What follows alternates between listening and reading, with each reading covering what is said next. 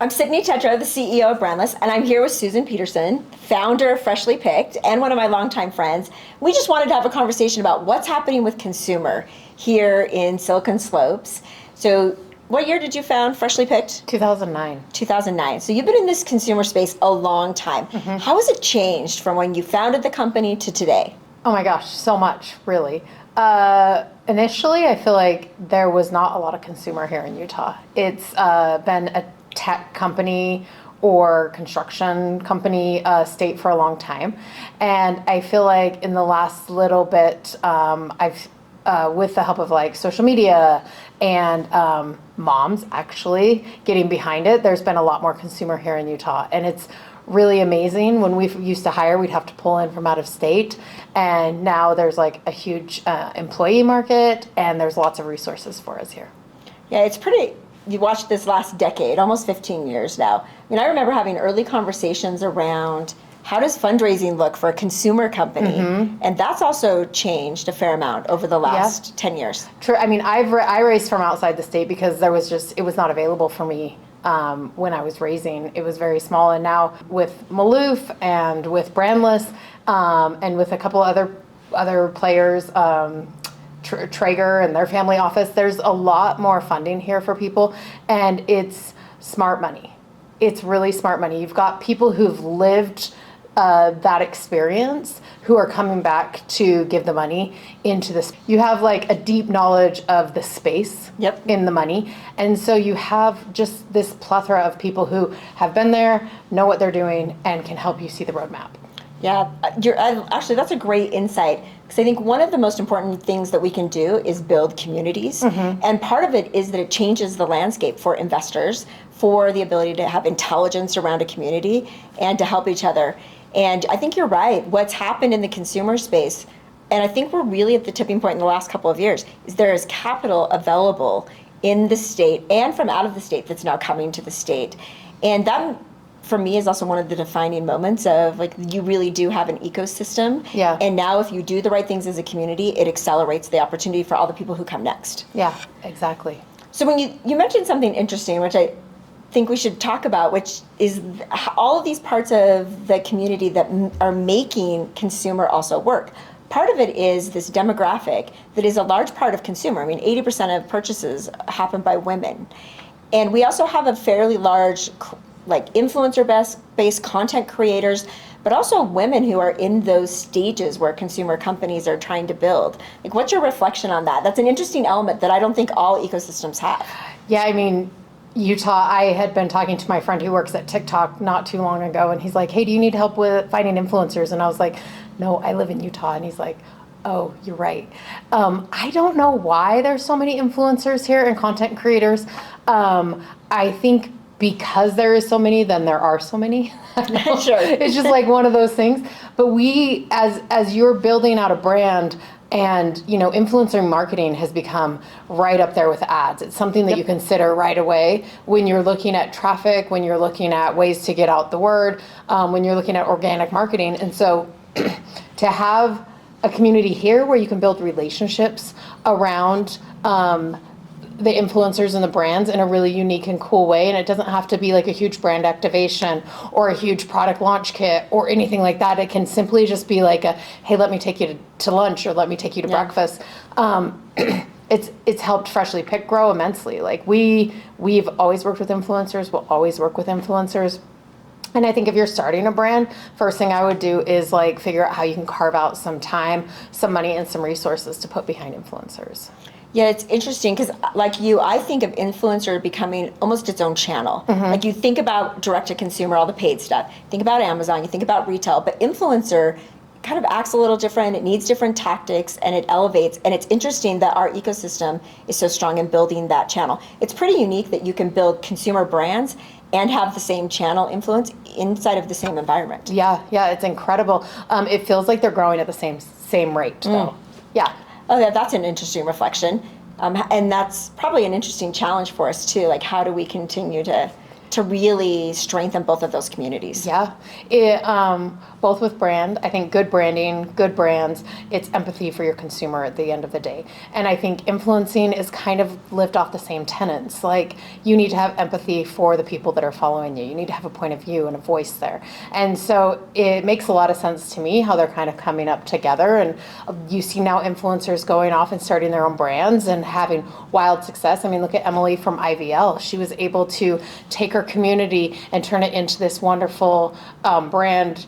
She said she grew from 0 to 5 million in 3 years just based off of her community. Yeah. Well, and we see that time and time again, that if you build a great product and then you find the right channels, the right advocates, then you see the growth inside of that. What's one of like the fun, you did a bunch of really fun partnerships at Freshly Picked over the years. What's one of your favorite ones that you ever did? My favorite one personally is Care Bears, just because of the nostalgia around it. Yeah. And my son was really into Care Bears when he was a baby, so it kind of just fit with us. Disney is unmatched. Yep. Harry Potter has been really fun lately. I think that a lot of kids that grew up on Harry Potter are now having babies. And so there's this like fun little house wanting to put your kids in a house. Interesting. Your baby's in a house, yes. this baby's a Slytherin. That's and right. it's like, yeah, for sure. But we love actually too, partnering with like the everyday mom and finding out what she needs and what she wants from the product, and then really going after it as well. Yeah, and creating, and as you've diversified your product line, we've seen that too, as you go from these products into other interesting products along the way. As you've watched like dynamics at play, what advice do you give to people who are starting consumer companies now in this ecosystem? Oh my gosh, that it's fun. I think number one is understand who, there is so much noise, there's so much product, and understand exactly who you're serving at the end of the day. Like who, and it can't be everyone, obviously, who is the end consumer and what is their life like? Where are they shopping? What else are they buying? What does their day look like? I always lean towards women-led and women-focused product. Like if you're selling to a woman, I'm super excited because I feel like there's so many cool ways to market to her. And then I would always just say like, hey, find a mentor as soon as you can and make sure it's someone who's just a couple steps ahead of you. Don't go for like someone who's really far ahead of you, but keep it tight so that you can both learn together. That's right, and kind of have this path along that way. Yeah, your comment on target customer, I think that's the part that sometimes we miss, because we think about, we can build these products and they're so applicable to everyone, but the best products solve a really important problem for someone and something that people are willing to share and talk about. Whether we're using influencers or other channels, because I think the other dynamic that I've seen change, interested in your perspective, especially in the last couple of years, is as customer loyalty changed. We hit this pandemic, the way we bought had to change, and now instead of just being a direct-to-consumer or just being an Amazon brand, you really have to think about all the channels. Yeah. You have to think about your story in all of those channels, and you really have to be where customers want. How have you seen that change in the world that you're living in? I mean, you've been in retail for a long time, but how have you seen the last couple of years start to change the way you think of where your products get introduced or your channel strategy? I mean, so for baby, we are facing a couple of challenges right now with, I think we can talk about it, Bed Bath & Beyond, kind of declaring bankruptcy soon-ish. We don't know. All the things that we keep hearing about those again. Yes. Definitely shutting down stores. And I lived through this when Toys R Us and Babies R Us shut down, and I'm sure you did too. And so it's like this long way to rip off the Band-Aid. Everyone's talking about it's coming. We see it's coming. We've doubled down into Amazon, but we're actually, people I think still want to be in malls, and more than ever they want to go to malls, but they're very deliberate about how they're shopping in malls. So we are making sure that we're in store with a selection, but we're drop shipping with a lot of our big customers now. Oh, interesting. Even into their retail environments, you're drop shipping? Yeah. Oh, that's an interesting change. Just because what we've learned, I guess, over the last little bit with everything is you have to diversify all of your assets, right? And what we didn't want is to get caught with any huge PO sitting in anywhere and then a company not being able to pay their bill. And so we've been talking to everyone and negotiating drop shipping. We own our own fulfillment center, and so we can ship out day of, and it just makes us really nimble around that. Yeah, that's okay. I echo you. The number one thought I've had for the entire last week is diversification. Yes. Right? How do you not have concentration risk? Yes. And it's interesting to think about in all aspects of the business. When you have big PO buys, they create concentration risk. How do you start to change that? And I agree with you. I think we saw this swing all digital, and then I think we're seeing this pendulum swing back where I need to be able, want to find you where I go. I need selection there, but I also might need it online. And so you've got to find this interesting balance. I think it creates a very fascinating challenge for brands, but I don't believe that. I believe the time has changed. We will no longer be an Amazon brand or just a DTC brand. Like, you have to be in all of those places. I also think it makes competition harder, which is good. Yeah. I think for companies who are building, entrepreneurs will have to now figure out how do you become strong in many channels, or one channel first and then quickly add the other channels. Yeah, you need to be where your consumers, their patience for waiting for stuff is getting It's almost gone. Yeah, it's very thin. Yeah. And so you have to be available, and then if it's, oh, but we can ship that to you in 2 days, okay, that's fine. That's right. Yeah, they have some decision matrix, Yes. but it's in very, very small windows. That's a pretty big change from Yeah. where we were even 2 years ago. Yeah. Inside of what we're doing. What are other things that you've been thinking about that you find that you're trying to solve in the world today? Advertising is very different. I think as you're buying your advertising, the consumer has gotten a lot smarter around tactics, or even just anything that would usually pull them in. They do not want to be sold on emotion as much anymore, I think. So I've been hypervigilant in listening to earnings calls of public companies that are in similar spaces. So Jeremy Andrus actually clued me into this last year, where he's like, oh, I listened to the Target earnings call, luggage is up, everything else is down. And we have diaper bags, and I was like, oh, what if we switch the advertising to be around luggage instead of around diaper bags, and we're able to increase that to like a really cool ROI. Yeah, I couldn't agree with you more. We, even in Q1, we were actually listening to the Target and Walmart conversations, and Walmart talked about how a significant part of their growth came from households of more than 100,000 as they try to find more accessible pricing because of the inflation. So they grew while all of the other people either went flat or declined. And so you do learn all of these interesting insights, which are almost leading trends about what's happening in consumer.